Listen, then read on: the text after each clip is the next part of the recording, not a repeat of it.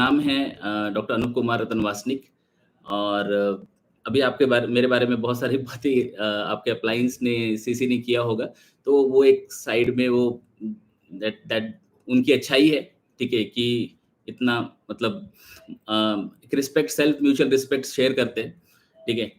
लेकिन थोड़ा मैं अपने बारे में बताता हूँ आप लोगों को, क्योंकि अगले एक सवा घंटे हम बात करने वाले हैं, और 1 सवा घंटे में जो इस बिज़नेस का सबसे बड़ी बड़ी मतलब मैं कह सकता हूँ कि एसेट है, सबसे बड़ा जो दिल है इस बिज़नेस का ना, वो होता है पीडीएस, जो हर शनिवार को रात को होता है। जब शुरुआत की थी बिज़नेस की, तब मेरे रेफरल अपलाइन ने, मेरे वर्किंग अपलाइन ने एक बात मुझे बोली थी कि अनूप, 208 हफ्ते बिना मिस किए अटेंड कर गया, तो जो भी सपने देखे हैं, सोचे हैं, वो अचीव करने के लिए तू उसके बहुत करीब होगा, ठीक है? तो 208 हफ्ते मतलब 208 पीडीएस। सो ये बहुत क्रिटिकल ट्रेनिंग होती है, इसमें बहुत कुछ समझ में आता है, बहुत कुछ रियलाइज़ेशंस होते हैं, बहुत सारी एनर्जी मिलती है, बहुत सारा कंटेंट मिलता है, ताकि हम वीकली हमारे बिज़नेस को ग्रो कर सकें। ओके, हमारा बिज़नेस वीकली है ना, तो वीकली ग्रो कर सकें। कुछ समय पहले यूट्यूब पे लाइव हम लोग पहले भी मिल चुके हैं, तो काफ़ी लोग जानते होंगे, लेकिन हमारे बिज़नेस का डायनामिक्स इतना फ़ास्ट है, ख़ास करके दी legend, the great EV Brijesh भाई की टीम, जो बहुत फ़ास्ट ग्रो करती है, बहुत फ़ास्ट, ठीक है? तो मुझे पता है 30-40% लोग नए होंगे, जो मुझे पहली बार सुन रहे होंगे, ठीक है? तो उनके लिए भी, और जो लोग पुराने हैं, जो मेरे बारे में थोड़ा बहुत जानते हैं, एम्प्टी योर कप, ओके? सो मैं बिलॉन्ग करता हूँ महाराष्ट्र से। महाराष्ट्र में एक तालुका प्लेस है कामठी, जो नागपुर डिस्ट्रिक्ट में आता है, 25-30 किलोमीटर दूर है। वहीं पे मेरा जन्म हुआ, एक म्युनिसिपल हॉस्पिटल में मेरा जन्म हुआ था। एंड मेरे फैमिली बैकग्राउंड, मेरे पापा आर्मी में थे, सर्विस क्लास रहे हैं हमेशा, आर्मी में थे। And I am really thankful to him कि अगर वो आर्मी में नहीं होते तो अनूप वासनिक पता नहीं क्या होता, क्या कर रहा होता, उसके लाइफ में क्या होना होता, नहीं पता। लेकिन जो भी आज हूँ, वो कभी नहीं होता, क्योंकि जिस बस्ती में मैं रहता था, उस बस्ती में लोगों को एक ही काम होता था, चौक पे जाके सिर्फ बैठे रहना। ना पढ़ते थे, ना कोई स्पोर्ट्स में पार्टिसिपेट करते थे, सिर्फ गॉसिपिंग, दिन भर गॉसिपिंग, और दिन भर इधर-उधर की चीज़ें। तो पता नहीं वहाँ से मैं कभी कुछ कर पाता या नहीं कर पाता, बट थैंक गॉड कि मेरे पापा ने आर्मी का डिसीजन लिया। एंड वो बहुत पढ़े लिखे नहीं थे, 8वीं पास थे, फिर भी मास आर्मी भर्ती हुई थी 1983-84 में। तो अ, उनके उनका भर्ती हो गया, लेकिन कभी प्रमोशन नहीं हो पाया, क्योंकि 90s में आपको पता है कि गवर्नमेंट के रूल्स आ गए थे कि 10वीं पास तो भी चाहिए। वो 10th कभी पास कर नहीं पाए, ओके? और कभी उनका प्रमोशन नहीं हुआ। He was always retired from army as a night clerk, okay? And mom मेरी 4th पास। सो वासनिक फैमिली जो हमारा लेगेसी है, उस लेगेसी का सबसे बड़ा लड़का हूँ मैं, और शायद 10वीं पास करने वाला पहला पर्सन। मेरे से पहले किसी ने 10वीं भी पास नहीं की थी, ठीक है? तो उस फैमिली बैकग्राउंड से बिलॉन्ग करता हूँ। मेरा एमबीबीएस जब खत्म हुआ था, तब हम लोगों का घर बना था। उसके पहले तो हम जहाँ घर पे रहते थे, वो भी गवर्नमेंट की जगह थी, और उसपे कबीलों का घर होता है ना, मिट्टी की दीवारें और कबीलों का घर। तो उस टाइप के घर में मेरा मतलब, जब हम आर्मी से घर आते थे 2 महीने के लिए, 3 महीने के लिए वहीं रहते थे, और लास्ट की पोस्टिंग तो पापा की नागपुर में थी, तो हम लोग घर पे ही रहे। वहीं से मैंने अपनी आईआईटी की तैयारी की है, मेडिकल की तैयारी की है, और डॉक्टरी भी वहीं से बन के डॉक्टरी की एडमिशन भी मैंने वहीं से ली थी। तो इस बैकग्राउंड से मैं बिलॉन्ग करता हूँ। एंड मैं यहाँ कैसे पहुँचा, और मैं यहाँ तक पहुँच के इस बिज़नेस के लिए मैं क्या बोलूँ, शायद शब्द कम पड़ जाए मुझे बात करते-करते। पर कुछ चीज़ें हैं जो मेरी लाइफ में और हुई, जिसकी वजह से इस बिज़नेस की तरफ, या बोलो इस लड़ाई के लिए, ठीक है? कोई भी काम एक जंग से कम नहीं है। सुबह उठ के ब्रश करना भी जंग ही है, ठीक है? क्यों करना है? सवाल वो भी आता है। नहाना है, क्यों नहाना है? क्यों जाना है ऑफ़िस? ठीक है? क्यों ये करना है, क्यों वो करना है? हर एक चीज़ के लिए हमें हमारे दिमाग में एक क्वेश्चन होता है, पर वो आदत पड़ जाती है, इसलिए हम करते होते हैं। ठीक है? तो बिज़नेस अब मेरी आदत हो गई, लेकिन ये ऐसे नहीं था ना, ठीक है? तो अपने बारे में, और एजुकेशन के बारे में बताता हूँ, ठीक है? आई एम अ डॉक्टर, ठीक है? I did my MBBS from Indira Gandhi government medical college, ठीक है? नाम के आगे जेन्युइन डॉक्टर है, ठीक है? I did my masters in hospital administration, okay? लेकिन उससे पहले जो लाइफ में एक इंसिडेंस था, जिसने मुझे पढ़ाई की तरफ डाइवर्ट किया। Otherwise I was average student, 50-60% लेने वाला इंसान था मैं, इससे तो मैंने कभी नहीं लिया। स्पोर्ट्स में एक्टिव था, खेलने कूदने में कल्चरल में नहीं बोल सकते, इंट्रोवर्ट पर्सनैलिटी था, कल्चरल कभी नहीं किया। ओके, ओनली स्पोर्ट्स एंड थोड़ा बहुत पढ़ाई एग्जाम के पहले। ओके, तो 9th क्लास में I got failed and I realise fail होने का क्या फीलिंग होता है। उससे पहले फेल कभी नहीं हुआ था। पास मतलब एवरेज था, पर पास होता था। पास कैसे होना है ये पता है, ठीक है, लेकिन लाइफ में पहली बार फेल हुआ। एंड और उस चीज ने समझाया कि भाई जैसा हम सोचते हैं दुनिया वैसी नहीं है। I need to upgrade myself, I need to change myself. वो समय था, इट वॉज 2000, अराउंड 2000 की बात है ये। 2004 मेरा 12th हुआ है, ठीक है। तो 4 साल, मतलब 10th standard I was my college topper in maths. 11th 12th मैंने सिर्फ और सिर्फ एक ही काम किया है, वो IIT की तैयारी, ठीक है, क्रैक IIT 2004। देन 1 साल बैठ के पढ़ाई की फिर से, एंड 2005 मेडिकल। ये 4 साल, ठीक है, ये 4 साल जो चीज मैंने डिसाइड की थी कि मुझे मैथ्स को एक्सेल करना है, ठीक है, फर्स्ट डिसीजन मुझे IIT करना है, सेकंड डिसीजन मुझे मेडिकल में जाना है, third decision, it's all about decisions. जब मैंने ये चीज सोची थी कि मुझे करनी है, तो वो मेरा डिसीजन था और मेरी लाइफ उसके अराउंड घूम रही थी, ठीक है। जो भी चीज होगा, मेरे घर में कोई प्रोग्राम होगा या कोई बीमार होगा या कोई मैच होगा, कुछ भी होगा, वो मुझे बॉदर नहीं करता था। क्यों? क्योंकि मेरी हर एक चीज मेरे डिसीजन के अराउंड थी, तो मैं हर एक चीज उसको कन्वर्ट कर लेता था।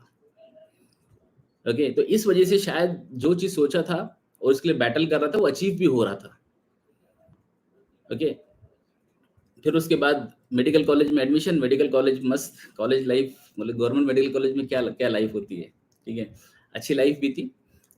खत्म हुआ, फिर समझ में आया कि जो बोला जाता था कि भाई अ, इस फील्ड के बाद आपको स्ट्रगल नहीं है लाइफ का, ठीक है। वो तो 10वीं के बाद भी बोला था कि 10वीं कर ले बेटा अनूप, अच्छे मार्क्स ले ले, your life will be easy. 11वीं 12वीं तो और बैंड बजी, और टफ पढ़ाई हो गई, और टफ ज्यादा मेहनत करनी पड़ी।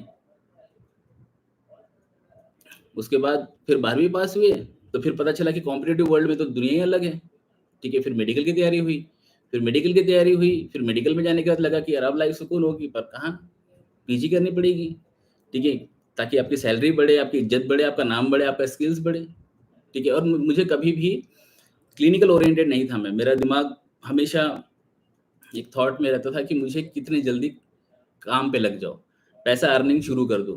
क्योंकि जब 2008 या 9 की बात है, जब मेरा घर बन रहा था, सीमेंट का घर, जिसकी छत पे कवेलू नहीं थी, ठीक है, वो पापा के रिटायरमेंट फंड का कुछ पैसा था, और उस समय मैं होम ट्यूशंस पढ़ाता था, अपने एकेडमिक्स के साथ में मैं होम ट्यूशंस पढ़ाता था। उससे पैसा जमा करके हम लोगों ने वो घर बनाया था। तो बहुत मतलब बोलते हैं ना कि हार्ड वर्क, परिश्रम वाला समय था, पर रेडी थे। क्यों? क्योंकि ऑप्शन नहीं था ना, करना तो पड़ेगा ही, ठीक है। घर का बड़ा पैदा होना गुनाह नहीं था, पर जिम्मेदारी उठाने की सोच रखना, ये मेरे में हमेशा रही है। एक जिम्मेदारी से भागा नहीं हूँ कभी, इसलिए वो चीजें वहां से की। और फिर MBBS पास होने के बाद जॉब, बॉन्ड, बॉन्ड के 1 साल बॉन्ड किया रायगढ़ में, फिर उसके बाद दिल्ली गया, ठीक है। तो ये मेरी मेरी लाइफ है जो इस बिजनेस में आने से पहले की है, ठीक है। अब इस बिजनेस में मैं कैसे लैंड अप हुआ, ओके। ऑल्दो मेरे पापा आर्मी में थे, हम लोग दिल्ली में पहले रह चुके थे, ठीक है। दिल्ली का इन्वायरमेंट बहुत ज़्यादा सूट नहीं किया था हमें। मम्मी की तबीयत वहीं से खराब होना शुरू हुई थी, और महंगा शहर था, क्योंकि नागपुर के रहने वाले लोग थे, तो महंगे, रेंट महंगा है दिल्ली का, ट्रांसपोर्टेशन महंगा है, लाइफ महंगी है मुंबई दिल्ली की। तो कि वहाँ जाके क्यों पैसा बर्बाद करना, या ये सब चीज़ें थी दिमाग में। पर पता नहीं, बोलते हैं ना डेस्टिनी, आपके नसीब में कुछ लिखा होता है, आपके मास्टर प्लान में कुछ लिखा हुआ है, तो आप वहाँ जाओगे दोबारा से। मैं दोबारा से दिल्ली गया 2012 में, नवंबर 2012 में दिल्ली में गया। मुझे सफदरजंग मिल रहा था एज अ मेडिकल ऑफिसर, और एक जग प्रवेश चंद्र हॉस्पिटल मिल रहा था, ठीक है। और अ, मैंने चुना जग प्रवेश चंद्र। क्यों? क्योंकि मुझे काम कम चाहिए था, ताकि मैं लोकम कर सकूं, या मैं अपनी पढ़ाई कर सकूं आगे, क्योंकि मुझे मास्टर्स करना था। तो जग प्रवेश चंद्र हॉस्पिटल लिया, लेकिन वहां पे मेरी लाइफ ने 360 डिग्री टर्न लिया, मेरी लाइफ वहां से बदली। क्योंकि वहां पे मैं अपने लाइफ के एंजल से मिला, मेरे लाइफ के गॉडफादर से मिला, बड़े भाई, father figure, none other than AV Brijesh भाई। Please clap guys. बड़ा नर्वस था मैं जब उन्होंने बोला कि अनूप तेरे को पीडीएस लेना है, एंड आई वाज़ लाइक कि भाई की पीडीएस के बाद मैं जाके बात करूँ, मतलब आसान हो गया मेरे लिए, क्योंकि भाई ने ऑलरेडी एक रोड बना दिया है, एक रास्ता बता दिया है हमें। हमें पीडीएस में उन्होंने शेयर करके बता दिया है कि हमें अगले साल करना क्या है, तो आसान है करना, ठीक है? समझाना आसान है, but he is the man, मतलब कैसे समझाऊँ या कैसे बताऊँ, आई डोंट नो। ठीक है, उनको मैंने 4 महीने ऑब्ज़र्व किया, 4 महीने में उनके पीछे पड़ा रहा। इट वाज़ नवंबर, दिसंबर, जनवरी, 3 महीने लगातार उनके पीछे पड़ा रहा कि सर क्या करते हो बताओ? क्योंकि उनकी एक आदत देखी थी मैंने, अगर वो ओपीडी में हैं, अगर वो हॉस्पिटल में हैं, he is a dedicated physician, dedicated. मतलब कई बार मैंने उनको आउट ऑफ टाइम जाके, समय खत्म हो गया है, दूसरा रिप्लेसमेंट भी आ गया है, फिर भी उन्होंने अपने पेशेंट नहीं छोड़े। जो क्रिटिकल था उसके साथ जब तक उसको स्टेबल नहीं किया तब तक नहीं गए। कई बार पेशेंट्स की, सरकारी अस्पताल था, दवाइयाँ नहीं मिलती थी अक्सर, तो कई बार दवाइयों के लिए उन्होंने अपनी जेब से पैसे दिए। तो ऐसे इंसान को जिसके साथ मैं सीख रहा था, मेरे तो लर्निंग कर्व था, क्योंकि वो फिजिशियन, ठीक है, मैं जूनियर रेसिडेंट, तो मेरे लिए तो सीखने के लिए बहुत सही इंसान के हाथ में था मैं, ठीक है? और साथ में मुझे ये भी पता चल रहा था कि वो बिज़नेस भी कर रहे, लेकिन बताते ही नहीं थे, ठीक है? तो ही डिड प्रोस्पेक्टिंग, ठीक है? उनको पता था मैं इंट्रोवर्ट हूँ, मैं ज़्यादा बात नहीं करता, अपने काम से काम में रहता हूँ, ठीक है? ज़्यादा सोशली दिखता भी नहीं हूँ, फेसबुक में कहीं यूज़ नहीं करता था, ठीक है? तो ये बातों-बातों में इतना तो हमें समझ में आ गया था कि ये तो बहुत इंट्रोवर्ट पर्सनैलिटी है, लेकिन इसके पास रीज़न है, ठीक है? और मैं उनके पीछे पड़ा। वो 8 फरवरी 2013 वो दिन था, वो लाइफ का सबसे इम्पोर्टेंट डे, मतलब मेरे बर्थडे से ज़्यादा इम्पोर्टेंट डेट है वो मेरे लिए, क्योंकि उस दिन मेरी मीटिंग हुई, उस दिन मेरा इंटरव्यू हुआ और प्रॉपर इंटरव्यू हुआ है, ठीक है? आप लोगों को बोला जाता है कि भई प्रोस्पेक्ट को इंटरव्यू के लिए बोला, सर इंटरव्यू? मेरा इंटरव्यू हुआ है, मेरा क्वालिफ़िकेशन पहले हुआ था, उसके बाद मीटिंग हुई है, ठीक है? और मुझे कहा गया था कि अनूप, ना तुम्हारे पास टाइम है, ना तुम्हारे पास पैसा है, घर जाओ। I was rejected in plan, ठीक है? लेकिन वो सब चीज़ अरेंज की वहीं पे, ऑन टेबल साइन अप था, लेकिन जो बात मैं आपको बताना चाह रहा हूँ, आज जो टॉपिक पे मैं आपसे बात करना चाह रहा हूँ ना, वो टॉपिक ये है कि उस साढ़े 3 घंटे में, मेरा मीटिंग साढ़े 3-4 घंटे चला था। उस 3 साढ़े 3 घंटे के अंदर जब मैं मेरे फैसिलिटेटर जिन्होंने मेरा प्रेज़ेंटेशन लिया था, is none other than EVP doctor Onil भाई, ठीक है? उन्होंने मेरा प्रेज़ेंटेशन लिया था, एंड पेशेंसली ब्रिजेश सर भी वहाँ साढ़े 3 घंटे बैठे थे, ठीक है? तो जब वो बात, मैं गया था बिज़नेस मीटिंग के लिए, मेरे को बिज़नेस समझना था। ये कैसे पॉसिबल है भई कि 4 साल में 4 करोड़ बनता है, क्या प्रोडक्ट्स है, क्या करना होता है, सारी चीज़ें मुझे थी कि मुझे जानना है, ठीक है? क्योंकि मैं पहले से ही थोड़ा थोड़ा बहुत लाइफ़ में पार्ट टाइम कर चुका था। मैं होम ट्यूशन्स पढ़ाता था, मैंने कोचिंग क्लासेस ओपन की थी, ठीक है? कुछ ना कुछ लाइफ़ में मेरे था खर्चा निकालने के लिए, और ऊपर से अभी तो जो गवर्नमेंट जॉब शुरू की थी मैंने जय प्रवेश में, वो च च चौथा महीना शुरू हो गया तो सैलरी नहीं मिली थी, ठीक है? तो लोकम के सहारे दिल्ली का खर्चा चल रहा था। तो ये था कि क्या है ऐसा जो सब मेडिसिन पोस्ट ग्रेजुएट होते हुए भी कर रहे हैं, और हमें पता ही नहीं दुनिया में ऐसा कुछ है, ठीक है? तो आउट ऑफ क्यूरियोसिटी बोल लो, मैं गया और मेरा 2 घंटे तक, पहले 2 घंटे तक सिर्फ़ मुझसे ये बात हुई कि अनुप तुझे करना क्यों है? करना क्यों है? और वो 2 घंटे में लाइफ़ में पहली बार मैंने अपने बारे में समझने की कोशिश की। मैं उनको एक रास्ता बताता, वो मुझे उसका सॉल्यूशन बताते, और मुझे लगता है ये रास्ता फ़ेल होने वाला है मेरा। इसका कोई फ्यूचर नहीं, क्योंकि मेरे पास कोई फाइनेंशियल मैनेजमेंट की ना नॉलेज थी, ना मेरे पास डिग्री थी। आई वाज़ एमबीबीएस, ठीक है? तो मेरे पास ना डिग्री था, ना मेरे पास कोई गॉडफ़ादर था जो मेरे पीछे खड़ा हो। कोई नहीं था मेरे पास, ठीक है? जो मुझे गाइड भी करने वाला हो, ठीक है? तो 2-3 प्लान बताए, दोनों तीनों प्लान में निकल गया कि ये शुरू नहीं कर सकता, इसको 15-20 साल लगेंगे, ठीक है? मम्मी की हेल्थ के बारे में बात की, ठीक है? तब ये सब सब चीज़ें जब बात की ना, तब मैंने अपने आप को समझने की कोशिश की। अपने आप को जानने की कोशिश की कि अनूप, यार 25-26 साल का हो गया, तेरे को पता ही नहीं कि तेरे को क्या मतलब तू कहाँ भाग रहा है करके। तू कर तो रहा है, जो आता है हाथ में करते जा रहा है, करते जा रहा है, करते जा रहा है, लेकिन डायरेक्शनलेस भाग रहा है। कोई डायरेक्शन नहीं है, कोई हाथ पकड़ने वाला नहीं है। और जब मीटिंग खत्म होने लगी तो मुझे एक हाथ दिखाई दिया। वो हाथ था एवी ब्रिजेश भाई का।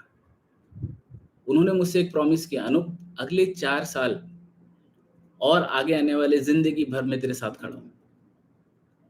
ये प्रॉमिस है मेरा तेरे से। मुझे मेरा बड़ा भाई मिल गया उस दिन। उस दिन मुझे उस 4 लाख से 4 करोड़ बनेंगे समझ में नहीं आया था। 4 करोड़ छोड़ मैं सोचा 40,000 भी बन जाए बहुत बड़ी बात है। ठीक है, कभी देखा नहीं था ना, 1 लाख रुपए के ऊपर अकाउंट में कभी नहीं देखे थे। तो 4 करोड़ तो बहुत दूर की बात है। नहीं नहीं हज़म हो रही थी बात, डाइजेस्ट नहीं हो रही थी। पर वो जो बात उन्होंने बोली थी ना कि मैं तेरा साथ नहीं छोड़ूँगा, एंड मैंने उनको डॉक्टरी करते हुए देखा था, उनको मेरे साथ साढ़े 3 घंटे उस मीटिंग में बैठते हुए देखा था। मेरे लिए वो एगोनाइज़्ड हो रहे थे, पेन ले रहे थे, ये मैंने देखा था। तो मुझे वो उनकी आँखों में दिखाई दिया। और अकाउंट में ₹600 थे, मीटिंग में जब गया था, पर सवा 3 लाख रुपए अरेंज करके वहाँ से ऑन टेबल साइन अप होके उठा। और कुछ प्रॉमिस मैंने उस दिन किए, अपने आप से किए, किसी और से नहीं किए, अपने आप से किए। वो प्रॉमिस हम सब ने किए। हम सब लोग जो यहाँ बैठे हुए हैं ना, किसी न किसी फ़ॉर्म में प्रेज़ेंटेशन अटेंड किया है, किसी न किसी फ़ॉर्म में अगर आप हॉट साइन अप भी हो ना, आपने तभी प्रेज़ेंटेशन सुना है। और इस बिज़नेस को करने के लिए कुछ चीज़ों की रिक्वायरमेंट की बात हुई थी प्लान के अंदर, प्रेज़ेंटेशन के अंदर। उसमें सबसे पहली बात की थी, are you open to learn? सीखने को तैयार हो क्या? और मैंने हाँ बोला था। मैंने कहा था हाँ, मैं सीखने को तैयार हूँ, क्योंकि मेरे नॉलेज ने जो मैंने जो पढ़ाई की आज तक, वो मुझे 70,000 रुपए या 1 लाख रुपए तक दे रही है। इसके ऊपर मुझे अगर कमाना है तो मुझे सीखना ही होगा। अगर 4 से 5 करोड़ कमाना है तो मुझे बहुत सीखना होगा। कितना सीखना होगा अंदाज़ा नहीं है, पर सीखना बहुत होगा। मैं सीखने को तैयार हूँ, ये प्रॉमिस मैंने अपने आप से किया। आपने भी अपने प्रेज़ेंटर से, जिसने प्रेज़ेंटेशन लिया, उसको प्रॉमिस नहीं किया कि मैं सीखने को तैयार हूँ। आपने अपने आप को प्रॉमिस किया। क्या आप वो प्रॉमिस पे टिके हो? क्या वो प्रॉमिस आपको याद आता है रोज़? क्या जब भी कोई ट्रेनिंग के लिए बुलाया जाता है, पीडीएस के लिए बुलाया जाता है, वीसेल के लिए बुलाया जाता है, एसोसिएशन के लिए बुलाया जाता है, प्लान के लिए बोला जाता है, इवेंट के लिए बोला जाता है, इस प्लेटफ़ॉर्म पे सीखने को मिलता है, इस प्लेटफ़ॉर्म पे हमें हमारा नॉलेज अपग्रेड होता है, इस प्लेटफ़ॉर्म से हमें हम इवॉल्व्ड होते हैं। क्या हम याद रखते हैं कि हमने क्या प्रॉमिस किया था?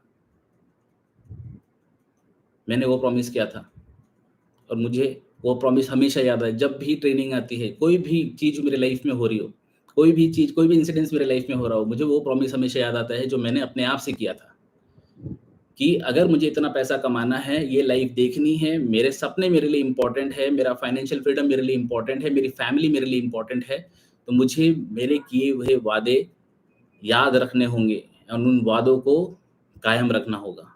आई need to keep my promises.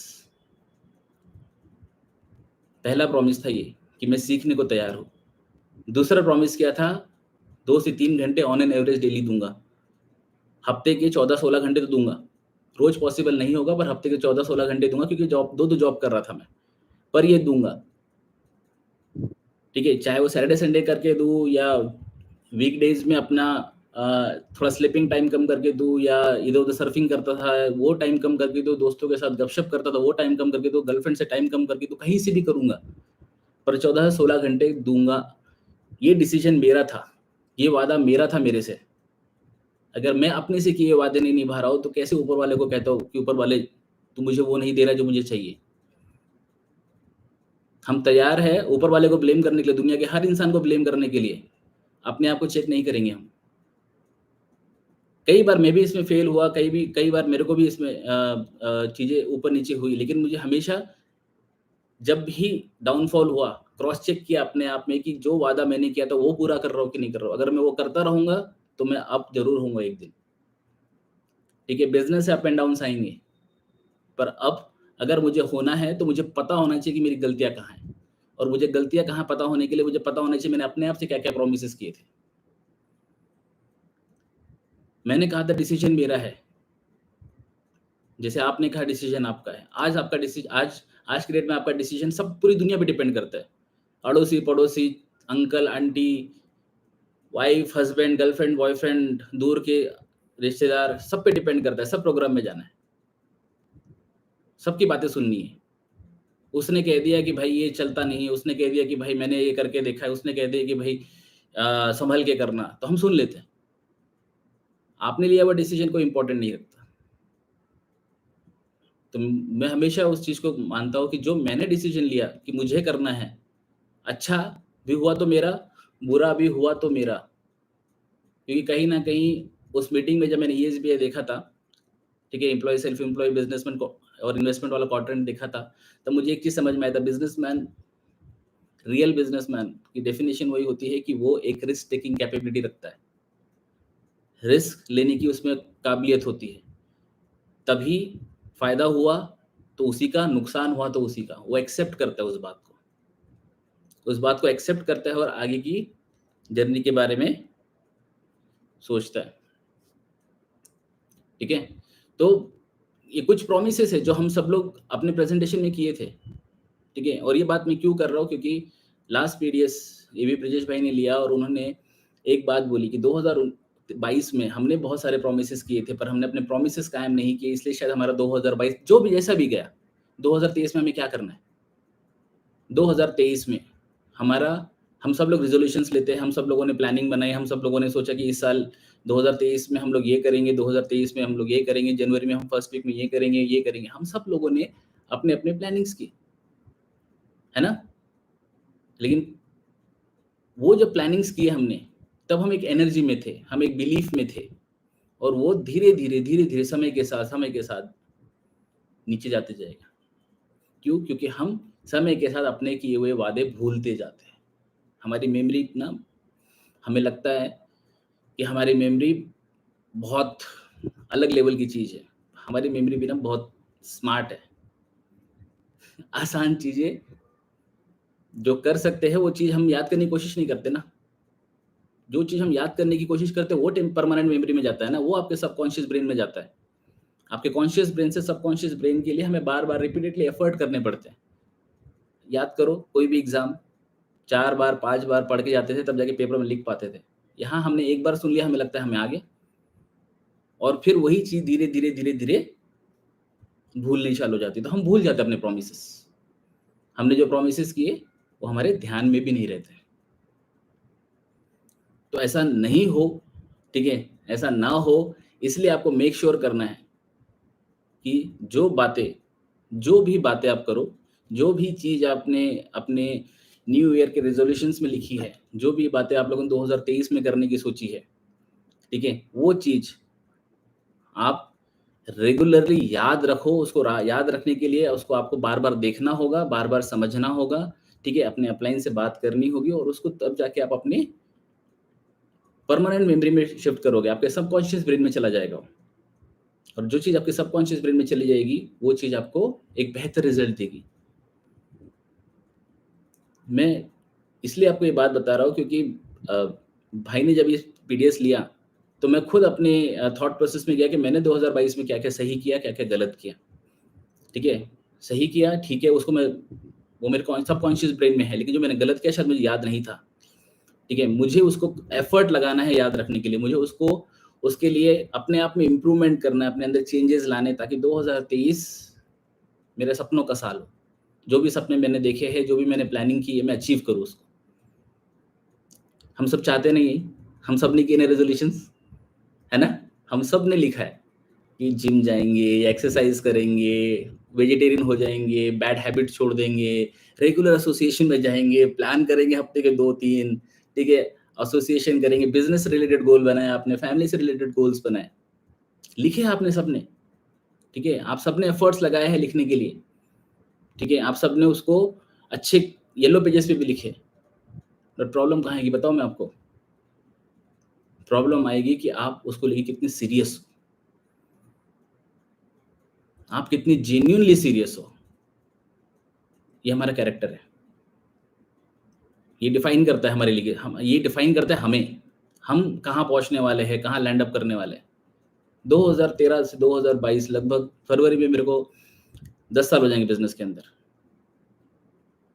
नहीं सोचा था कभी कि 4 साल भी नहीं पता था कैसे होंगे, पर 10 साल हो गए और मुझे कुछ और चीज़ समझ में भी नहीं आती। क्योंकि मुझे एक ही चीज़ समझ में आती है कि क्यूनेट है और ये मेरी लाइफ़ है। मेरी लाइफ़ के अराउंड क्यूनेट नहीं घूमता। यूनिट के अराउंड मेरी लाइफ घूमती है। मेरे हर एक डिसीजन, मेरे हर एक फैमिली चीज़ें, पर्सनल चीज़ कोई भी हो, वो यूनिट के अराउंड घूमती है। वो उसकी वजह से मेरे लिए कोई भी डिसीजन टफ नहीं होता है, कोई भी चैलेंज नहीं होता है। ब्रिजेश भाई हमेशा एक बात बोलते हैं कि there is nothing called challenges, ये परीक्षाएँ होती है। और अगर आप परीक्षाएँ वर्ड को समझना चाहते हो तो बचपन से हम परीक्षाएँ देते आ रहे हैं। मैं केवी में पढ़ा हुआ हूँ। केवी में अगर एक क्लास पास करनी है आपको, तो एक हाफ ईयरली होती है और 2 यूनिट टेस्ट होते हैं और एक फिर फाइनल एग्ज़ाम होती है। 4 बार एग्ज़ाम होती है। तब जाके एक क्लास से दूसरी क्लास में अपग्रेड होता है। और जितनी मेरी समझ है, जितना मैंने पढ़ाई देखी है, हर मैक्सिमम लोग एग्ज़ाम के कुछ समय पहले पढ़ाई करते हैं। टफ होता है, क्या यार एग्ज़ाम आ गई, अब पढ़ना पड़ेगा, कल जाके देना है, एंग्ज़ायटी रहती है, क्या क्वेश्चन आएगा, डर लगता है ना, चैलेंजेस है ना वो भी। पर हम करते हैं क्योंकि हमें नेक्स्ट क्लास में जाना है, आगे बढ़ना है। 10वीं के बाद 11वीं, 11वीं के बाद 12वीं, 12वीं के बाद graduation, post graduation, super speciality खत्म ही नहीं होता। परीक्षाएँ हम रोज़ दे रहे हैं। पर वो परीक्षाओं को अगर आप कमज़ोरी मान लो या परीक्षाओं से आप डरो, तो फिर कभी अगली क्लास में नहीं जाओगे। और अगर उसको एम्ब्रेस करो कि यस ये मेरे को आई है, मुझे मतलब इसका मतलब है कि मेरी लाइफ़ में ऊपर वाला चाहता है कि मैं अपग्रेड कर जाऊँ, मैं कुछ और बेहतर कर जाऊँ। चैलेंजेस आए हैं, परीक्षाएँ आई है, इसका मतलब है कि ऊपर वाले की नज़र मुझ पे है। He wants me to grow. मेरे को यही बात समझ में आती है। अगर चैलेंजेस नहीं है ना, ठीक है, चैलेंजेस नहीं है, परीक्षाएँ नहीं है, इसका मतलब है कि आप एक स्थिर ज़िंदगी जीना चाहते हो। एक स्थिर, ठीक है? और स्थिर ज़िंदगी ना बहुत जल्दी खराब होती है। मेडिकली खराब होगी, फिज़िकली खराब होगी, स्पिरिचुअली खराब होगी, फाइनेंशियली तो डूबी जाएगी। Don't work for stable life, don't work for balance life, work for what you love, जो आपको पसंद है, जिसमें आप अपने लिए, अपने परिवार के लिए, अपने लोगों के लिए, जो आप पे भरोसा करके आए, उनके लिए कुछ करना चाहते हैं। ठीक है, मौका मिला है इस बिज़नेस के थ्रू कि हम उन सब के लिए कुछ कर सकते हैं, तो क्यों ना किया जाए। ओके? अगर ये प्रॉमिसेस जो मैंने अपने आप से किए थे, वो प्रॉमिसेस मुझे याद थे या मैंने वो प्रॉमिसेस याद रखे और उस पे एफर्ट्स मारे, तो बिज़नेस चला, एक्टिव अच्छी उसको और डीप में समझ में आया मुझे कि मेरा डिसीजन जो मैंने अपने आप से लिया है कि मुझे बिज़नेस करना है, ये बहुत अच्छे से क्लियर हुआ मेरा वीकॉन 2013, मई वीकॉन 2013। जब मैंने कंपनी को देखा, जब मैंने जो भी मैं सोच रहा था, मेरे सारे भ्रम जब टूटे और जब मैंने देखा कि यार 2013 15 साल से कंपनी हर कदम पे अपने प्रॉमिसेस कायम रख रही है। They keeping their words, they are expanding globally, they are having increasing the range of products, product के रेंज बढ़ रहे हैं, मार्केट्स बढ़ रहे हैं, लोग मैक्स आउट्स हो रहे हैं, गाड़ियाँ, घर, लोग की लाइफ़स्टाइल बदल रही है। कंपनी ने अपने प्रॉमिस नहीं तोड़े। मेरे रेफरल अपलाइन ने मेरे वर्किंग अपलाइन ने अपने प्रॉमिसेस नहीं तोड़े। तो मुझे समझ में आया कि मैं सही हाथों में हूँ। मैं सही लोगों का हाथ पकड़ा है। मैंने अपना हाथ दिया है, तो जहाँ से हाथ आया है ना, ये मजबूत हाथ है। ये वो हाथ है जो मुझे मेरे डेस्टिनेशन तक लेके जाएगा, मेरे ड्रीम्स तक मुझे लेके जाएगा। I was introvert. इतने 45-50 हज़ार लोगों के सामने मैं आज खड़ा होके बात कर सकता हूँ, मतलब बैठ के बात कर सकता हूँ यूट्यूब में लाइव आके। वो इंसान है कि किसी पर्सन से बात करनी ना, आँखों में आँखें डाल के बात नहीं करता था मैं। इधर-उधर देखता था। बात करता था पर इधर-उधर देखता था।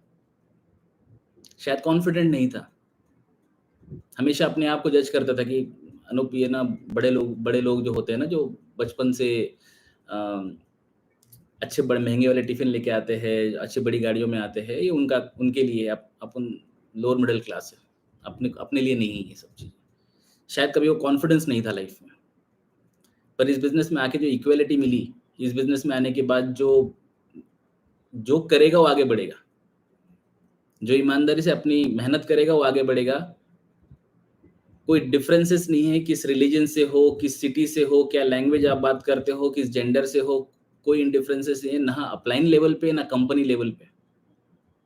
ऐसे प्लेटफ़ॉर्म पे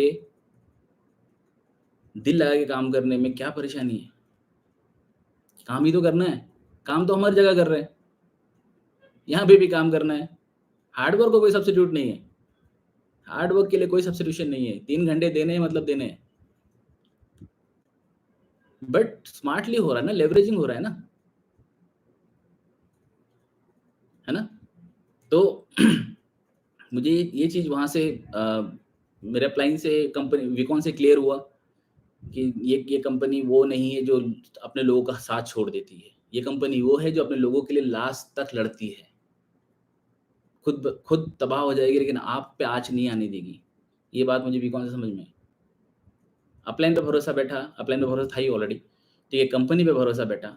उसके बाद सिर्फ़ अपने भरोसे की बात थी जो क्लियर हो गई और लगातार वो जर्नी फिर आगे की तरफ बढ़ती रही, आगे की तरफ बढ़ती रही। ठीक है, डिसीज़न लिया था करने का ना, डिसीज़न के लिए जो प्रॉमिसेस छोटे-छोटे प्रॉमिसेस होते हैं, एसोसिएशन रेगुलरली जाना है। भले ही मैं 2 जॉब करता था, एक गवर्नमेंट जॉब, एक लोकम करता था, फिर सोने के लिए टाइम नहीं था, लोकम पे ही 2 घंटे सो लिया उतना ही बहुत था। बट फिर भी मैं एसोसिएशन कभी मिस नहीं किया। मेरा प्लान सुन रहे हैं बात, उनको पता है बात। पटेल नगर में रहता था, नोएडा जाना होता था। 1 घंटे की ट्रैवलिंग जाने की, 1 घंटे की ट्रैवलिंग आने की।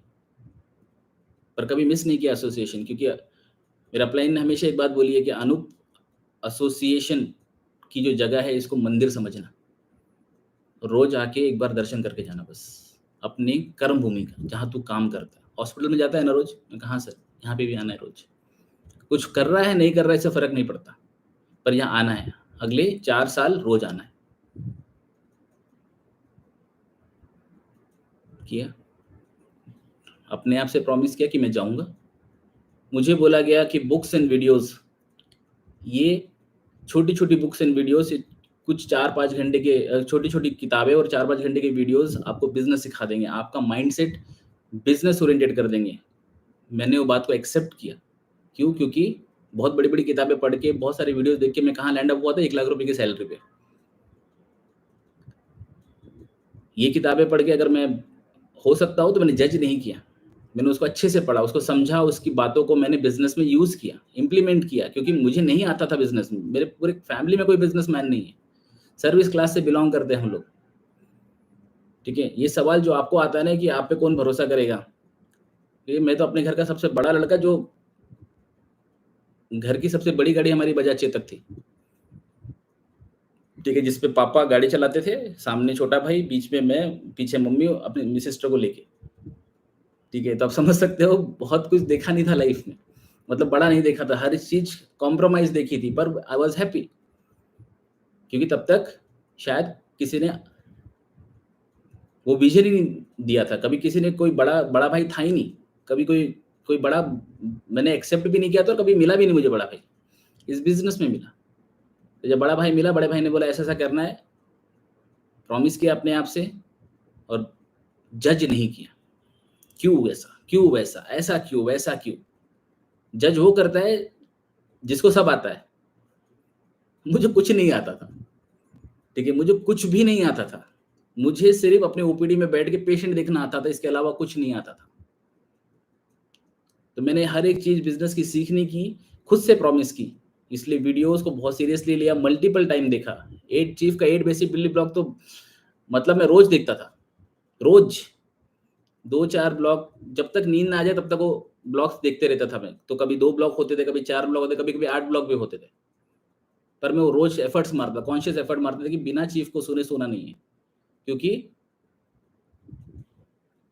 इंसान हूँ, अप एंड डाउन्स आते हैं, डर लगता है, ठीक है? टेंशन आता था, ठीक है? अपलाइन से बात हुई, अपलाइन से सॉर्टेड हुआ, लेकिन अपने आप को एनर्जाइज़ करके काम पे लगाना है अगले दिन फिर से। तो चीफ़ से बेहतर इंसान, उस वीडियो से बेहतर, उस इंसान से बेहतर, रोज़ आप अपना आधा घंटा दीजिए उनको बस। आपका माइंडसेट कहाँ ट्रांसफ़र हो जाएगा आपको पता भी नहीं चलेगा। करके देखिए 1 साल, मैंने 1 साल किया है लगातार, लगातार। ठीक है? 8 बेसिक बिल्डिंग ब्लॉक, कई बार, बार-बार। सेम टॉपिक है। आप सब लोग बोल सोचते हैं ना कि सर क्या सर ये सेम वही काम करना है, प्लान दिखाना है, प्लान करना है, वीडियोज़ देखना है। तो भाई डॉक्टर में क्या अलग कर रहा था मैं? सर्दी-खाँसी वाले पेशेंट को सर्दी-खाँसी की तरह तरीके से ट्रीट करूँगा ना। अगर वो मुझे आ रहा है तो मैं उसको यही पूछूँगा ना, भाई क्या तकलीफ़ है? कब से हो रहा है? अच्छा और क्या हो रहा है? अच्छा ये हो रहा है तो फिर इसके ये इसका क्या ड्यूरेशन है? मेजर किया क्या? इसके अलावा और कुछ पूछूँगा? इसके अलावा और कुछ उसको बोलूँगा कि नहीं, नहीं तू डांस क्यों नहीं करके देखा? डांस करने पे पसीना आता है कि नहीं आता है, ये बात करूँगा। हर पेशेंट के साथ अलग-अलग बात नहीं पॉसिबल है। जो फॉर्मेट होता है, जो प्रोसीजर होता है, वो होता है। तो रोज़ करने में क्या परेशानी है फिर? हर बार वही सेम चीज़ करने में क्या परेशानी है? I have seen my teachers जो 30-30 साल से सेम हॉस्पिटल में सुबह आते हैं, टिफ़िन लेके दोपहर में टिफ़िन खाते हैं, शाम को अपने घर जाते हैं। AP, HOD doing same thing every day. शायद उनको ये अपॉर्च्युनिटी अभी तक मिली नहीं। कोशिश करूँगा वहाँ तक पहुँचूँ, ठीक है। लेकिन अब सोच के देखो क्या यही ज़िंदगी मतलब अगर मुझे नहीं पता होता क्यों ना शायद मैं भी यही जी रहा होता। पर मुझे पता है और फिर भी मैं उसको हल्के में ले रहा हूँ और उसको वो चीज़ को मैं सीरियसली अपनी लाइफ़ में यूज़ नहीं कर रहा हूँ। तो शायद ऊपर वाले के दिए हुए तोहफ़े को मैं नकार रहा हूँ। मैंने ही माँगा था मेरे लाइफ़ में एक फाइनेंशियल फ्रीडम हो, मेरे लाइफ़ में मेरी फैमिली को कोई तकलीफ़ ना हो।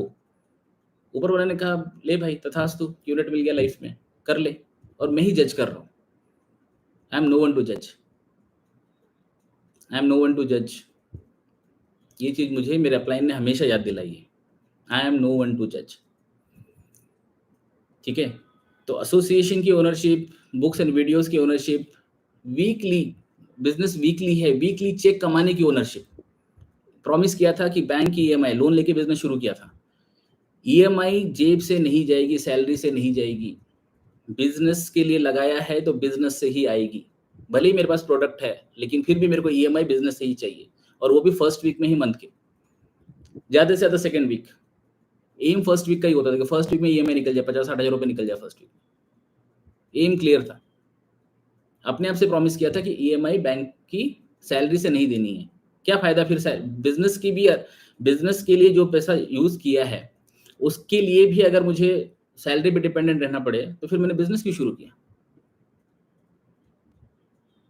राइट? तो वो क्लियर था कि ओनरशिप ऑफ माय चेक्स, ठीक है? मेरा खुद का प्रॉमिस था अपने आप से, तो चाहे कुछ भी हो, ठीक है? उस चेक को कमाना है, तो मुझे पता है कि मेरा अपलाइन ने हमेशा मुझे बताया कि अनूप नंबर गेम है, ठीक है?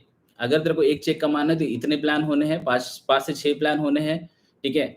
अच्छे से इनवाइट करके 5 से 6 प्लान करेगा, ऑन टेबल होंगे, तो एक साइन अप आएगा, एक राइट लेफ्ट, तेरा चेक बनेगा, ठीक है? तो ये क्लियर था। तो दिमाग में यही था कि चेक बनाना है तो टीम एक्टिविटी करनी होगी, टीम एक्टिविटी के लिए खुद अवेलेबल रहना होगा, खुद कॉलिंग करानी होगी, खुद बुक्स एंड वीडियोज़ करने होंगे, करवाने होंगे। वो सारी चीज़ें अपने आप उस प्रॉमिस का पार्ट बन गई। क्यों? क्योंकि वो प्रॉमिस मेरा था मुझसे। वो प्रॉमिस मेरा था मुझसे, किसी और का नहीं था। And it helps me. बहुत सारे लोग दिखते कि ईएमआई का प्रेशर आ रहा है, ये आ रहा है, वो आ रहा है। गाइस इस बिज़नेस का जो पोटेंशियल है उसके आप करीब भी नहीं पहुँचे हो अभी तक। ईएमआई सैलरी से नहीं जानी चाहिए, बिज़नेस से ही जानी चाहिए।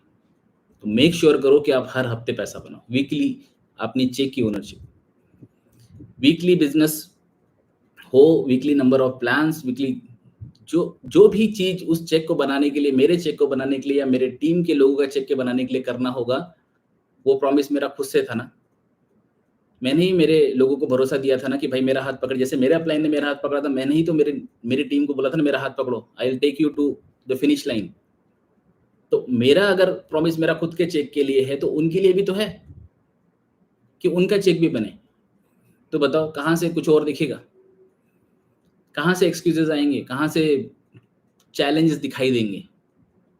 नहीं दिखते चैलेंजेस मुझे, नहीं समझ में आता चैलेंजेस। मुझे अपॉर्च्युनिटीज़ दिखती है उसमें।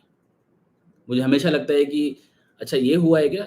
कुछ तो होने वाला है बड़ा, तो मुझे प्रिपेयर होना है अपने आप के लिए, अपने आप सारे वेपन्स रेडी कर लो Anoop, time to fly high.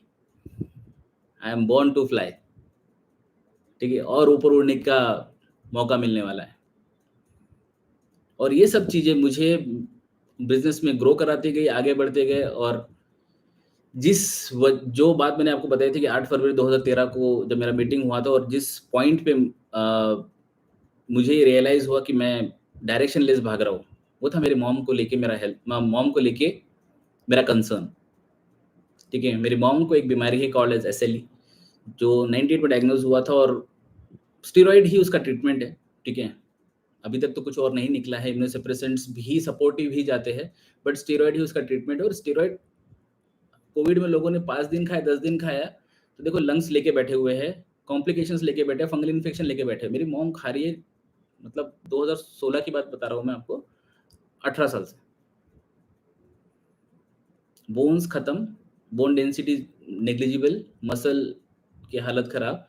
तो ये पता था 2013 में मुझे कि कहीं न कहीं इस बीमारी में अगर मुझे उनको एक लाइफ देनी है जिसमें वो चल फिर सके, तो मुझे ऑर्गन ट्रांसप्लांट करवाना पड़ेगा, क्योंकि ये टर्मिनल बीमारी है।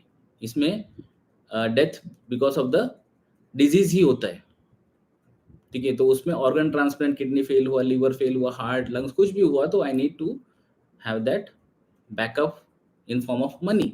पर क्या जॉब से मैं इतना पैसा जमा कर सकता हूँ? कितनी फाइट कर लूँगा मैं? 70-80 हज़ार के ऊपर गवर्नमेंट देगा नहीं।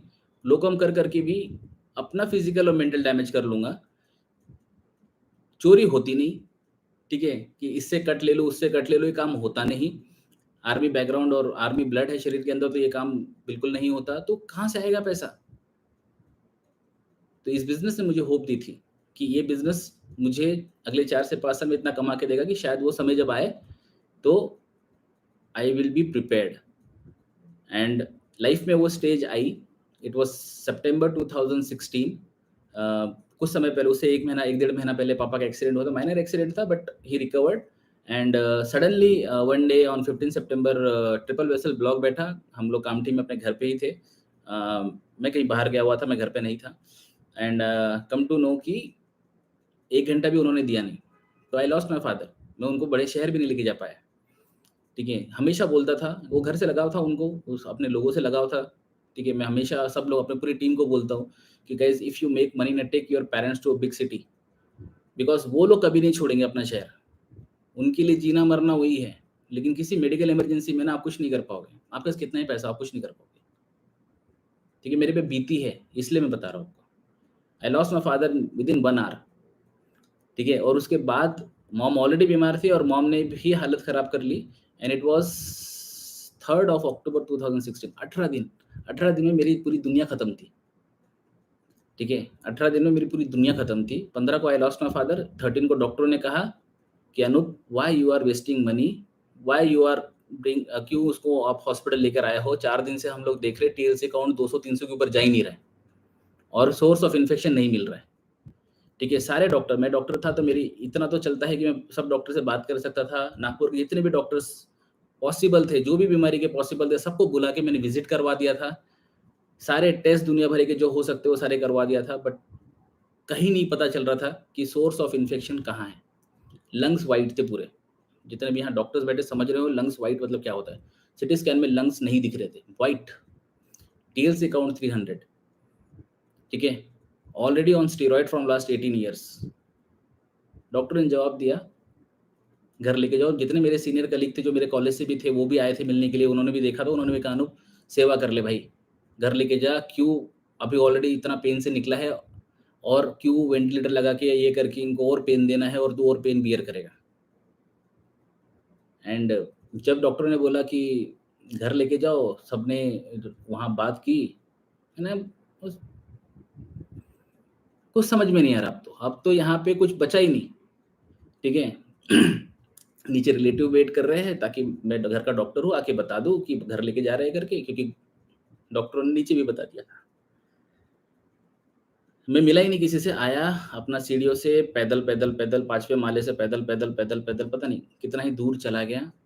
पैदल पैदल पे बारिश भी हो रही थी, ठीक है। बारिश हो रही थी कि आंसू बह रहे थे, नहीं पता मेरे को, ठीक है। लेकिन उस समय एक इंसान था, मैंने कहा ना, मेरा बड़ा भाई। आई कॉल्ड हिम, गट्स किया, ठीक है। अपने अंदर सारी ताकत जमा की और कॉल किया। मैंने, विजय सर, डॉक्टर ऐसा ऐसा बोल रहा है, कह रहे हैं कि 1.5 से 2 लाख रुपए रोज का खर्चा आएगा, पर चांसेस कुछ नहीं, क्यों वेस्ट कर रहा है पैसा? तो विजय सर ने बोला, सारा पूछा डिटेल्स, तो मैं बताया कि 1% होप है, शायद कोई मेडिसिन असर कर जाए। सारी मेडिसिन महंगी वाली लगानी है, देखते कोई मेडिसिन काम कर जाए, तो यही एक होप है, इसके अलावा और कुछ नहीं है, क्योंकि कोई इन्फेक्शन का सोर्स ही नहीं मिल रहा है, ना फंगल, ना बैक्टीरियल, ना पैरासिटल, ना वायरल, कुछ नहीं मिल रहा है, ठीक है। तो विजय सर ने कहा 1% होप है ना? मैंने कहा, सर 1% तो है, तो फिर क्यों पैसे के लिए आगे पीछे देख रहा है? क्यों सोच रहा है? थॉट भी कैसे आया तेरे दिमाग में? गो एंड डू बैटल, लड़, रो मत। ऐसे मेरा प्लान, ठीक है। हमेशा मोटिवेट, हमेशा आगे की दिशा दिखाते हैं, बोले जाके लड़। मैं गया डॉक्टर के पास, मैंने कहा डॉक्टर 1% का 0.1 भी होता ना, अब तो मैं लड़ेगा।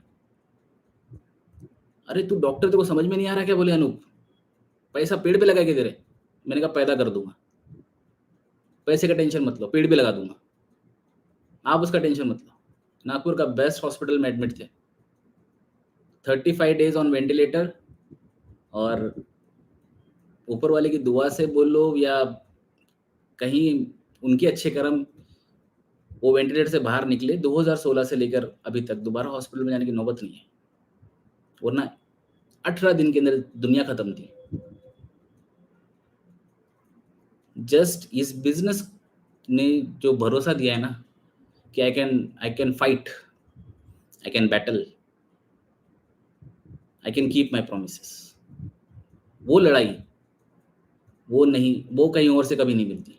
डॉक्टरी में तो मैं पहले गिव अप कर देता, क्योंकि डॉक्टरी दिमाग लगता ना तब एक एंटरप्रेन्योर का, एक बिजनेसमैन का दिमाग नहीं लगता। जिन्होंने पैदा किया उनके लिए 50-60 लाख क्या बड़ी बात है, ये दिमाग कभी नहीं लगता।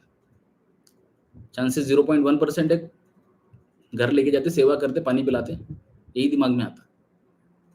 But just because there is a big brother जिन्होंने कहा, कंधे पे हाथ रखा, और इस बिजनेस का पोटेंशियल की पैसा इज नॉट द कंसर्न।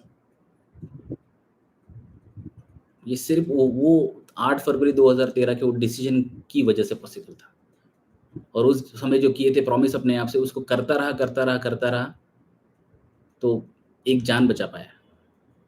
एक नहीं बचा पाया, उसका रिग्रेट जिंदगी भर रहेगा, पर एक बचा पाया।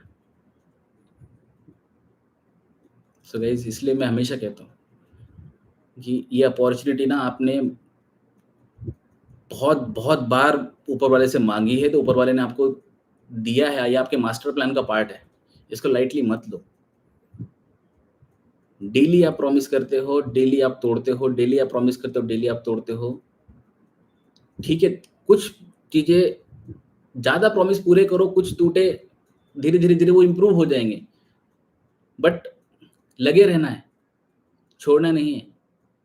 जिसने छोड़ा है उसको तो मतलब क्या ही मिलने वाला है, लेकिन जो करता रहा है, ठीक है, वो कहाँ पहुंच सकता है आपको अंदाजा भी नहीं है, अंदाजा भी नहीं है।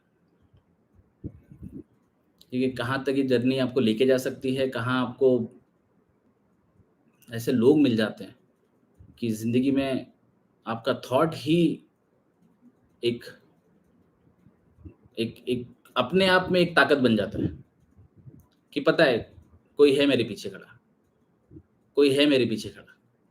मैं गलत करूंगा तो भी मुझे बता देंगे, डांट देंगे, हड़का देंगे। मैं सही करूंगा तो मुझे बता देंगे कि तू ये सही कर रहा है, इसको कंटिन्यू करते रहे। तो तारीफ करेंगे नहीं करेंगे कभी एक्सपेक्टेड नहीं है, पर गलती करूंगा वो हमेशा मुझे सही रास्ते पे लाने के लिए खड़े हैं। ये बात मुझे डे वन से पता है, डे वन से पता है। तो आप लोग की जिंदगी में भी ऐसे बहुत से लोग हैं, आपका भी वर्किंग अपलाइन है, आपका भी रेफर अपलाइन है, आपके भी पास टीम में है, लोग हैं, कमाना पड़ता है। आपने हाथ टाइट पकड़ा तो ऊपर वाला आपको कभी नहीं छोड़ेगा, पर आप ही हिलते डुलते रहेंगे, इधर उधर करते रहेंगे, प्रोमिसेस तोड़ते रहेंगे। एसोसिएशन आने की बात की तो आप एसोसिएशन में नहीं आ रहे हैं, बुक्स नहीं पढ़ रहे हैं, प्लान्स नहीं शो कर रहे हैं, ट्रेनिंग्स नहीं कर रहे हैं। क्या लगता है आपको? अपलाइन के पास ना बहुत सारे डाउनलाइंस होते हैं, वो किसी का भी हाथ पकड़ के बिल्ड कर देगा। आपके पास बहुत सारे अपलाइंस है? नहीं है ना। तो जो इंसान आपको असाइंड है, जो इंसान आपके मास्टर प्लान का पार्ट है एज अपलाइन, ट्रस्ट ऊपर वाले को जिस भी फॉर्म में मानते हो उस पर भरोसा करो और होल्ड कर लो वो हाथ मत छोड़ो, वो हाथ मत छोड़ो, करते रहो। एक एक एक स्टोरी है, जो एक बात है जो इससे रिलेटेड भी मैंने लास्ट पीडीएस में भी आपसे शेयर की थी, और मैं चाहता हूँ जानबूझ के उसको आज फिर आपसे शेयर करूँ, ताकि आप भूलें ना कभी। ठीक है, मैंने कहा ना, रिपीटेडली सुनने से चीज़ें सबकॉन्शियस ब्रेन में चली जाती है, तो शायद हो सकता है कि 1 साल बाद फिर से सुनकर आपको बात याद आए, और जो नए लोग हैं उनके लिए तो पहली बार ही होगा। ठीक है? इमेजिन करिए, मतलब मेरे घर की बात बताता हूँ आपको। मेरे मेरे 2 कज़िन्स हैं, ठीक है? 2 कज़िन्स हैं, ठीक है? और घर में पकवान बनना है, ठीक है? पकवान वेजिटेरियन पकवान, हाँ, वेजिटेरियन पकवान बनना है, और उसमें बननी है कढ़ी, जो उस खाने की थाली को सबसे ज़्यादा फ्लेवर करती है। हमारे यहाँ तो कढ़ी के लिए कुछ भी हो जाता है, ठीक है? इतनी फेमस चीज़ है महाराष्ट्र में कढ़ी, ठीक है? तो कढ़ी के लिए क्या लगता है? दही। तो मम्मी ने बोला कज़िन्स को दोनों को कि जाओ भई दही ले आओ, 1 लीटर दही ले आओ। एक कज़न गया, चौक में दुकान बंद मिली उसको, वो वापस आ गया। वो बोला मम्मा दही नहीं मिला, दुकान बंद थी। वो गलत नहीं है, उसने एफर्ट मारा, नहीं थी दुकान बंद, आ गया वापस, गलत है कुछ? नहीं है। हम भी यही करते हैं ना, हमने भी बिज़नेस शुरू किया, एक प्लान दिखाया, एक ट्रेनिंग किया, नहीं हो रहा। पर दूसरा कज़न था, ठीक है? वो चौक में गया, उसको दुकान बंद दिखी, पर उसने अपने आप से प्रॉमिस किया था, उसने मम्मी से प्रॉमिस किया था कि दही तो आएगी, दही तो आएगी, चाहे गाय के पास डायरेक्ट जाना पड़े, ठीक है? दही तो आएगी। तो वो एक दुकान बंद थी, वहाँ नहीं, वहाँ से आगे गया, दूसरे चौक में भी दुकान बंद थी, आगे गया, तीसरे चौक में भी दुकान बंद थी, शहर के कोने में पहुँचा, वहाँ उसको एक दुकान मिली, जहाँ से उसने दही लिया, घर आया, मम्मी को दही दिया, मम्मी ने कढ़ी बनाई। क्या फ़र्क था दोनों कज़िन्स में? दूसरा कज़न ने जो प्रॉमिस किया कि मैं दही लेकर आऊँगा, क्योंकि उसको उस रिज़ल्ट पे ज़्यादा ज़्यादा ज़रूरी था, वो रिज़ल्ट कि कढ़ी नहीं बनेगी तो मम्मी को अच्छा नहीं लगेगा। मम्मी के लिए मुझे वो दही लानी है, ताकि कढ़ी बने, वो पकवान कंप्लीट हो। चाहे उसके लिए मुझे 4 बार करना पड़े। लेकिन पहला कज़िन, वो गया, दुकान बंद मिली, वापिस आए। वैसे ही हम लोग भी हैं। हमने सबने ड्रीम लिस्ट बनाई है, हम सब लोग आए हैं बिज़नेस के अंदर कुछ ड्रीम्स को लेके, कुछ पर्पस को लेके, ठीक है? लेकिन वो दही की दुकान बंद मिलती है ना, तो हम वापिस आ जाते हैं। हम अगली दुकान ट्राई नहीं करते। हम अगला प्लान, 1 हफ्ता और पीडीएस, 1 हफ्ता और पीडीएस, 1 हफ्ता और पीडीएस, और एक प्लान, और एक प्लान, और एक प्लान। भविष्य ज्योतिषी थोड़ी ना हो कि गोले में देके बता दो कि कौन-सा प्रॉस्पेक्ट साइन अप होने वाला है। पता है क्या आपको? तो काम क्या होना चाहिए कि आपको भी, वो कज़िन को भी नहीं पता था कौन-सी दुकान खुली है, पर वो ट्राई कर रहा था ना। वो ट्राई कर रहा था, इसीलिए उसको फेल्योर का रिज़ल्ट ही नहीं मिलता। उसको सक्सेस ही मिलना था, क्योंकि वो कोशिश कर रहा था, वो कोशिश करता रहा जब तक दही नहीं मिलती। उसको दही मिलना ही था। और पहले वाले को पहली दुकान में खुला मिलता तो यकीन होता कि दही, वो कभी ट्राई नहीं, दूसरी दुकान को एक्सप्लोर ही नहीं करता कभी वो। हम हमारे बिज़नेस के साथ ऐसे तो नहीं कर रहे। हम कहीं यही तो नहीं सोच रहे। मैं मेरी मम्मी के लिए ना, वो दूसरा वाला कज़िन था, कि जब वो एडमिट थे ना, तब मैंने ट्राई करने से गिव अप नहीं किया। ट्राई करता रहा, करता रहा, करता रहा, करता रहा। शायद मेरा छोटा भाई गिव अप कर चुका था, पर मैं गिव अप नहीं किया, क्योंकि मुझे मुझे नहीं पता था कि मुझे रिज़ल्ट मिलेगा कि नहीं मिलेगा, पर मुझे रिज़ल्ट चाहिए था। I was desperate, I was mad कि मुझे वो रिज़ल्ट चाहिए कि मेरी मॉम ठीक हो। उसके लिए जो करना पड़े, 1 दुकान, 2 दुकान, 10 दवाइयाँ, 50 दवाइयाँ, कहाँ से लानी है, किस डॉक्टर से बात करनी है, मैं सब करूँगा। लोग चाहिए सबको जादू, पर मेहनत नहीं करना है। तो आई जस्ट ये बातें मैं आपको इसलिए बता रहा हूँ, क्योंकि हमारे बिज़नेस के अंदर हम सभी लोग आते एक जैसे, वादे भी करते हैं अपने आप से, ठीक है? कुछ लोग जेन्युइन वादे करते हैं, कुछ लोग कैज़ुअल वादे करते हैं। तो रिज़ल्ट किसको मिलेगा? जेन्युइन वादे वालों को, कैज़ुअल वादे वालों को? कुछ लोग वादे निभाते हैं, ठीक है? सबने ईएसबीआई क्वाड्रेंट देखा है, employee, self employed, businessman, investors. 97% belong to employed and self employed, 3% belong to businessman investors. हमें जाना सबको 3% में है। हम हैं 97% में, हमको जाना 3% में, पर वो 3% वाले माइंडसेट को इनकल्ट्रेट नहीं करना है, उस माइंडसेट को जीना नहीं है। 97% में रह के 3% कैसे जाया जाएगा? आप बन नहीं जाओगे 3%, पर वो माइंडसेट अगर होगा तभी तो 3% में जाओगे, तभी तो फर्क है ना 97 और 3% में। तभी तो एक एम्प्लॉयड और एक बिजनेस में फर्क है। एक एम्प्लॉयड किसी और के लिए काम करने के लिए मरता है, दिन रात मरता है, और एक बिजनेसमैन कभी खुद काम नहीं करता, काम करवाता है। तो जब हमें उस कैटेगरी में जाना है, उस फाइनेंशियल फ्रीडम के लिए जाना है, और हम थॉट प्रोसेस रखेंगे 97% वाला, रहेंगे 97% वाले लोगों के बीच में, ये हमारे प्रोमिसेस टूटते ना। ये सबसे बड़ी वजह पता है एक और है, हमारा सर्कल, हमारा जोन, हम किन के साथ है, किन की बातें सुन रहे हैं। हम टीवी में क्या देखते हैं, हम इंस्टाग्राम पे क्या देखते हैं, हम यूट्यूब पे क्या देखते हैं, हम लोग फेसबुक पे क्या देखते हैं। उनकी बातें हमारे दिमाग में कॉन्शियस से सबकॉन्शियस में जाती है, और जो हमने अपने प्रॉमिस किए थे अपने फाइनेंशियल फ्रीडम के लिए, अपने ड्रीम्स के लिए, हम वो भूल जाते हैं। क्योंकि ब्रेन की तो मेमोरी बनाने की कैपेसिटी कम है ना, ठीक है, लिमिटेड है, जितनी है उतनी ही है, वो कम हो सकती है, बढ़ती कभी नहीं है, ठीक है। मॉर्टल सेल्स होते हैं ब्रेन के, गए तो खत्म है, दोबारा लाइफ नहीं होते, ठीक है। तो हम लोग उस प्रोसेस को समझ तो रहे।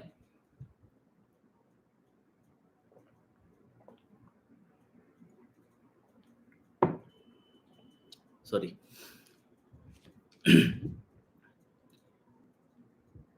ठीक है, तो हम किस जोन में हैं, किन लोगों के बीच में हैं, ठीक है। वो 3% वाले लोग तो नहीं है ना। अगर 3% वाले लोगों के साथ रहोगे, जो बिजनेस की बात करते हैं, जो इन्वेस्टमेंट्स की बात करते हैं, जो फ्यूचर ग्रोथ की बात करते हैं, फाइनेंशियल वेल्थ की बात करते हैं, वेल्थ क्रिएशन की बात करते हैं, डिलेड ग्रेटिफिकेशन की बात करते हैं, तो आपका थॉट प्रोसेस भी वैसा ही होगा ना।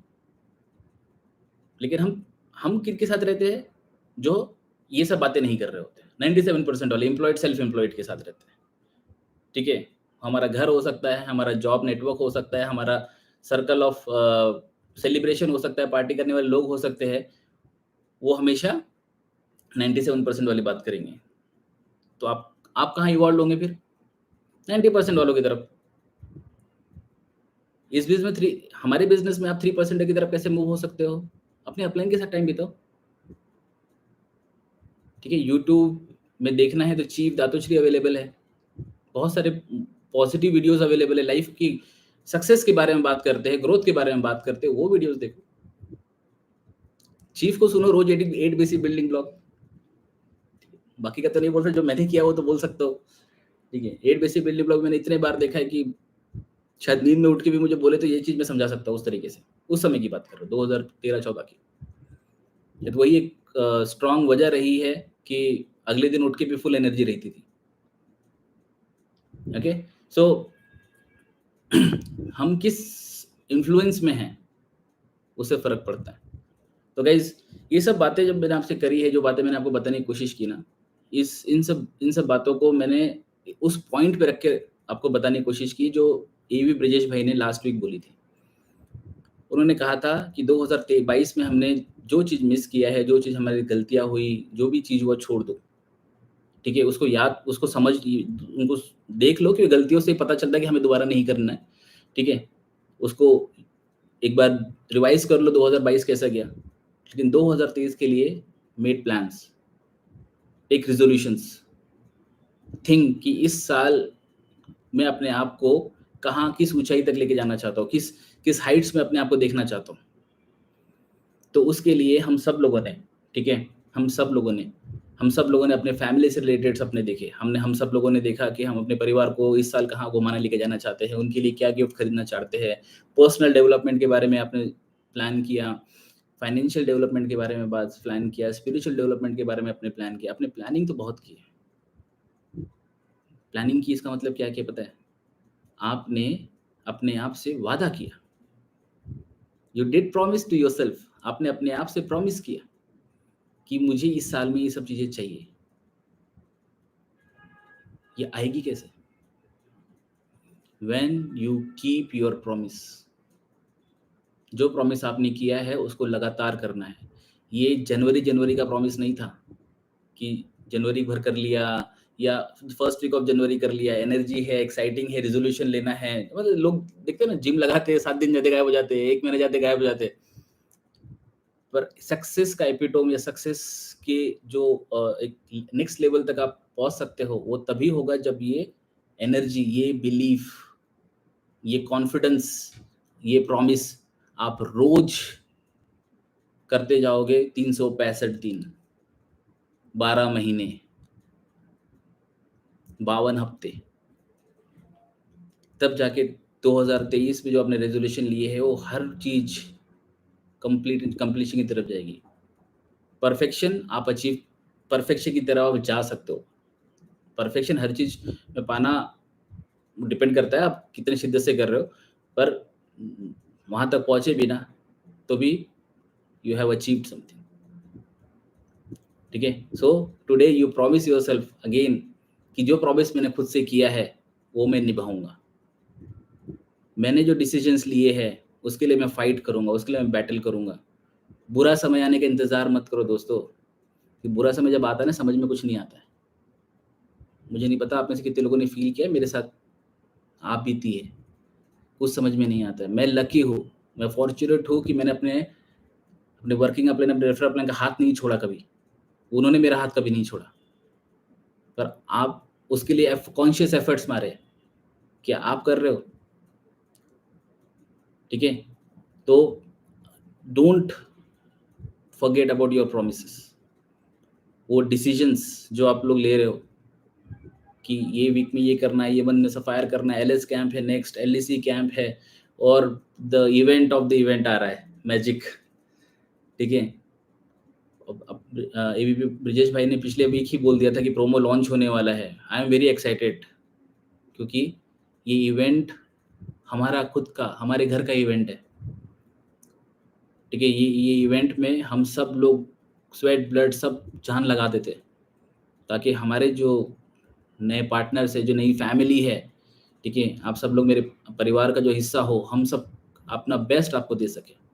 और उसके लिए बहुत स्ट्रॉन्ग प्लानिंग है, देखिए मैंने प्लानिंग, ठीक है, बता नहीं सकता आपको, लेकिन this going to be the magical magic. April is going to be fantastic. ठीक है, भयानक होने वाला है। आपको अंदाजा नहीं है कि क्या चीज आप उस इवेंट में आप पाने वाले हो। ठीक है, आप ही ने कहा था ना, I am open to learn, सीखने को तैयार हो। मैजिक से बड़ा प्लेटफॉर्म कोई नहीं है, उससे बड़ा प्लेटफॉर्म कोई नहीं है फिलहाल बीकॉन से पहले। ठीक है, ताकि आप लोग उसको अच्छे से कैपिटलाइज कर ले, अपने फेथ एंड बिलीफ, अपने एनर्जी, अपने कंटेंट को इम्प्रूव कर ले। मैजिक से सही प्लेटफॉर्म रिसेंट में आपको नहीं मिलने वाला, और मिस करना या किसी भी वजह से उसको अटेंड ना करना, आपने प्रॉमिस ही नहीं किया अपने आप से। आपने कैजुअल छोड़ो, आपने अपने आप से झूठ बोला है। लिख लो बोल्ड अक्षरों से, झूठ बोला है, झूठ, कि sir I am open to learn, मैं सीखने को तैयार हूँ, मुझे चाहिए 4-5 करोड़, मुझे अपने सपने पूरे करने हैं, अपने फैमिली के सपने पूरे करने हैं, मेरे पे लोगों ने भरोसा किया है, उनके सपने पूरे करने हैं, मुझे मेरी सोसाइटी के लिए कुछ करना है, मुझे अपने लोगों के लिए कुछ करना है। झूठ बोल रहे हो, कि अगर आप अगर सच बोल रहे होते ना, तो आपने प्रॉमिस किया होता कि whatever it takes, I will never break my this promise that I am open to learn. मैं सीखने को तैयार हूँ, मैं ये प्रॉमिस कभी नहीं तोड़ूंगा। और सीखने का जो बेस्ट प्लेटफॉर्म है, वहां नहीं जाना तो ये प्रॉमिस तोड़ने जैसे ही हुआ ना। ठीक है, आइए घर पे, ठीक है, मैजिक घर है हमारा, आइए वहाँ पे हम सब लोग मिलेंगे, एक नेक्स्ट लेवल लर्निंग लेंगे, एक नेक्स्ट लेवल बिलीफ लेंगे, ताकि आपका 2023 जब तक दिसंबर खत्म होना, आप कंपेयर करिएगा जनवरी और दिसंबर में, आप एक ऊंचाई पे होंगे। जनवरी में शुरू किया है, ये बढ़ते बढ़ते एक ऊंचाई पे रहोगे आप। इफ 365 डेज, हर पल जो प्रॉमिस को निभाने वाली बात है, अगर इसको याद रखा आपने तो don't leave, don't leave, keep doing, keep doing, keep doing, keep doing, keep doing, keep doing. कोई तो इंजेक्शन असर करेगा ना। जहाँ सारा साइंस फेल हो गया था, जहाँ पे सारे डॉक्टर ने जवाब दे दिया था, किसी को नहीं पता कौन सा इंजेक्शन असर किया है, पर ट्राई किया इसलिए काम हुआ ना, गिव अप नहीं किया था। ठीक है, मेरे वीडियो में भी हमेशा मम्मी का वो वाला फोटो हमेशा ट्रेडमिल पे वॉक कर रहे हैं। Bone density is was negligible because of the steroids, but treadmill पे वॉक करते हो आप, भरोसा कहाँ से है?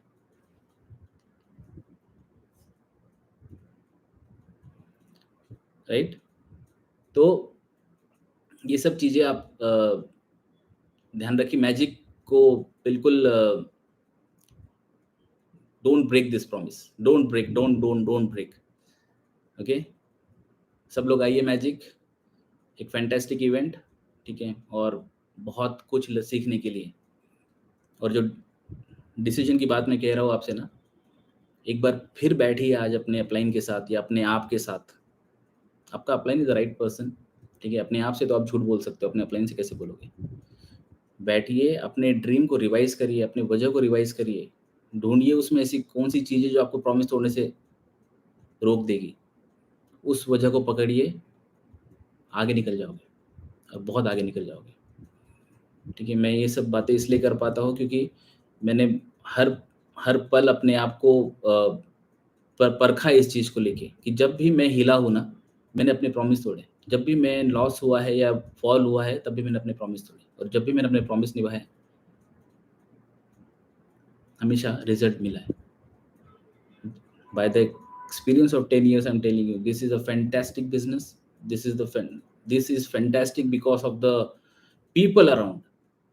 जो लोग हैं ना अराउंड में, इस वजह से ये और खूबसूरत हो जाता है।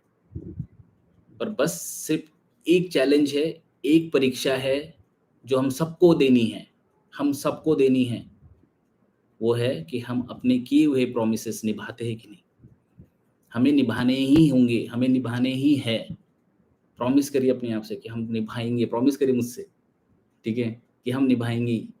अगले 10 साल, अगले 50 साल, जब तक जिंदा है, अपने किए हुए प्रॉमिस कभी नहीं तोड़ेंगे, तो सक्सेस आपको मिलेगा ही मिलेगा। ठीक है, सो आई एम एंडिंग। बहुत मज़ा आया आप लोगों से बात करके, अपने दिल की बहुत अपनी कोशिश की कि अपने दिल से आपसे बात कर सकूं, जो मैं हूँ मैं वो बात कर सकूं आपसे। And thanks to AV Brijesh भाई and AV Yashu ma'am to give me this opportunity and bringing me in this beautiful journey. Parents है मेरे, ठीक है, बड़े भाई, पेरेंट्स, जो बोलो, अब कोई सीमा ही नहीं कौन सा रिश्ता जोड़ना है। दोस्त, भाई, बड़े, मम्मी पापा, क्योंकि उस तरीके से हर एक चीज़ में केयर करते हैं, हर एक चीज़ में हक रखते हैं। ठीक है, वो इसीलिए हो पाया क्योंकि हम ऊपर से, चाहे मेरे अपलाइन हो चाहे मैं, वी कीप अवर प्रोमिसेस, हाथ नहीं छोड़ा है, और कभी नहीं छोड़ूंगा सर, वो कभी नहीं छोड़ूंगा। ठीक है, गलतियां करता हूँ बट वो हाथ कभी नहीं छोड़ूंगा। ठीक है, तो guys go and talk to your upline, share your heart, talk talk from your heart कि अपने प्रोमिसेस आप नहीं तोड़ेंगे। ठीक है, दही लेकर आना है कि नहीं? दही लेकर आना है। आपको नहीं पता कि ये आदत आपको कहाँ कहाँ कहाँ कहाँ अचीवर बनाएगी। अचीवर बनना है तो दही लाने की आदत करनी होगी। ओके, तो thank you all, thank you all ISBs and all the appliances. ठीक है, थैंक यू।